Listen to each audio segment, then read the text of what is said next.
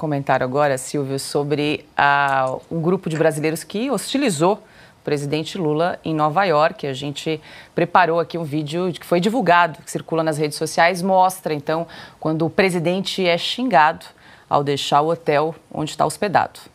Dá uma entrevista para nós, presidente. Quer ficar lá em Cuba?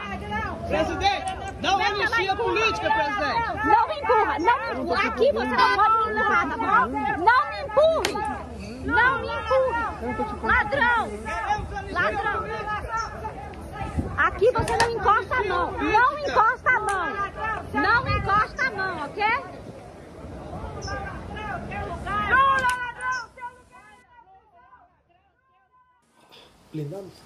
Ana? Pois é, né? Lá em Nova York não tem muita urna eletrônica para ir aplaudir o Lula.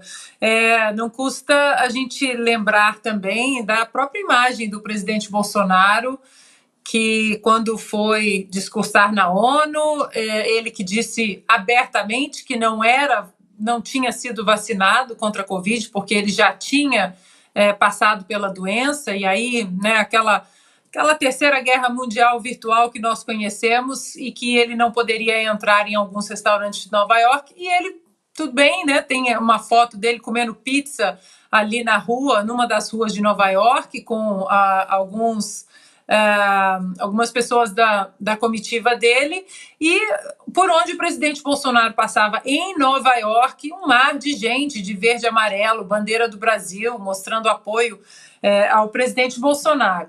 É impressionante o que o Silvio disse. Esse ponto a gente precisa repetir, que o Lula não teve tempo para visitar as vítimas do Rio Grande do Sul, daquela tragédia histórica do Rio Grande do Sul, e a imprensa não questiona.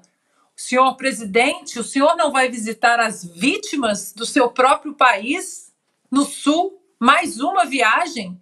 Não tem tempo de desmarcar uma viagem? Poderia ter adiado, antecipado, para pelo menos passar pelo Rio Grande do Sul? Dona Janja não vai falar absolutamente nada sobre essa tragédia do Sul? Ou vai continuar aí, né, olhando passarinhos, como ela fez durante o Carnaval, que foi pular Carnaval em bloquinhos, dançando? Me segura que eu vou sair dançando, porque é o moto da nossa primeira-dama, né? Me segura que eu vou sair dançando, mas quem dançou mesmo foi o Brasil, enquanto nós assistíamos àquela tragédia também no litoral norte de São Paulo. Agora, nessa comitiva aí do Lula, Pacheco, Lira, está tudo entregue no Congresso, tudo foi votado, não precisamos discutir absolutamente nada. Não, mas vamos passear em Nova York, né? Porque o capitalismo malvadão, ele tem um lado muito bom, que os socialistas e os comunistas amam. Tanto que o comunista Mora, agora que está na presidência da República, quer um avião novo pago com o nosso dinheiro. Agora, a ministra do Meio Ambiente, Marina Silva, né, como o Silvio colocou, está lá como cartão de visita, porque não tem absolutamente poder nenhum, mas eu queria perguntar se eles vão contar para o mundo, não apenas para os americanos, mas para o mundo, porque muitos países estão ali, e eu faço questão de ler a fonte, as notícias que estão correndo no Brasil. 13 de maio desse ano, no G1, focos de queimada na Amazônia em abril dobram em um ano. Taxa representa exatamente o dobro do acumulado no mesmo período do ano passado, quando 384 focos de queimada foram registrados. Índice é calculado pelo INPE. 4 de julho, agorinha, na revista Exame, a Amazônia registra em junho maior número de queimadas em 16 anos. Os senhores falarão isso na ONU ou vão continuar com a narrativa de que o malvadão que queimava o Brasil era o presidente Jair Bolsonaro? Tem que ficar viajando, Paula. Tem que ficar viajando, porque o 7 de setembro mostrou que as urnas eletrônicas são quase perfeitas. Só não tem ainda braços e perninhas para aplaudir o casal. Carlo, o que a gente pode esperar do discurso de Lula na Assembleia Geral da ONU amanhã, terça-feira, além, claro, de muita gastança que a gente já está vendo aí, só de hospedagem, 4 milhões de reais para ele, Janja e toda a carreta furacão ali. Mas, Paulo, interessante é que é muito provável que o Lula fale mais para os seus ministros, os seus parlamentares, a turma que ele levou, do que para o pessoal da Assembleia Geral da ONU, né?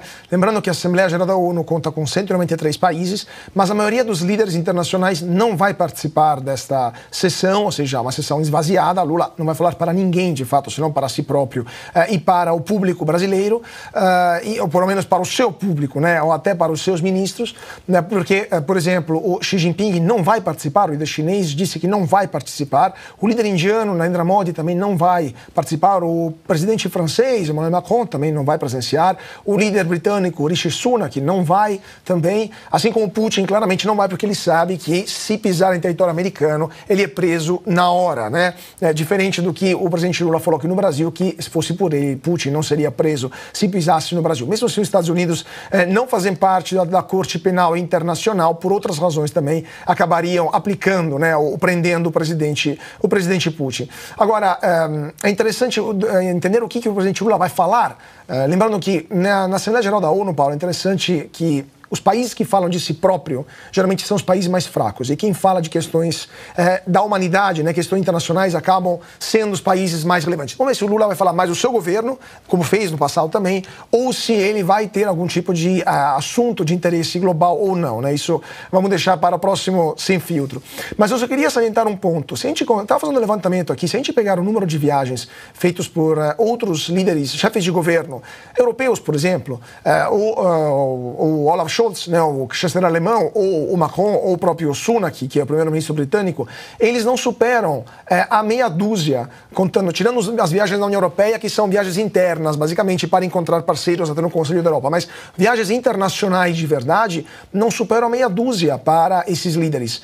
Então, o Lula viajou mais do que 2 vezes, quase 3 vezes do que viajou, por exemplo, o Macron. Então, é interessante esse ponto, como um país que tem 1 milhão de problemas a mais do que países ricos como os países europeus, tem metade da população que não tem esgoto em casa, acaba tendo um presidente que gasta milhões de reais viajando o mundo afora. E lembramos também o que foi feito nos outros mandatos do Lula com essas viagens. O Brasil abriu um número desproporcional de embaixadas e consulados, por exemplo, em países africanos, um custo gigantesco sem nenhum retorno econômico para o Brasil.